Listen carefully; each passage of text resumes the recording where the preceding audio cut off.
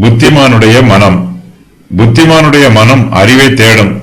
மூடரின் வாயோ மதி ஈனத்தை மேயும். புத்திமானுக்கு எவ்வளவுதான் அறிவும் ஞானமும் இருந்தாலும் அவை தனக்கு போதாது என்று நினைப்பான். இன்னும் அதிகமான அறிவையும் ஞானத்தையும் பெற்றுக்கொள்வதற்கு முயற்சி செய்வான். ஞானத்தை அதிகமாய் தேடுவான். இப்படிப்பட்டவர்களிடத்தில் ஞானம் அதிகமாய் இருந்தாலும் அவர்களுடைய ஞானம் இன்னும் அதிகரிக்கும். புத்திமானுடைய மனம் அறிவை தேடும். மூடன் தன்னுடைய மூடத்தனத்தை பற்றி சிறிதும் கவலைப்பட மாட்டான். அதை தன்னை விட்டு நீக்கி போடுவதற்கு எந்தவிதமான முயற்சியும் மேற்கொள்ள மாட்டான். மூடரின் வாய் மதியினத்தை மேயும். இவனுடைய சிந்தையும் பேச்சும் செய்கையும் ஒழுக்கமில்லாமல் தாறுமாறாய் இருக்கும். இவனுடைய வாயின் வார்த்தைகளில் ஞானம் இருக்காது. மூடருக்கு மதியினத்தின் மேல் மதியினம் வந்து சேரும்.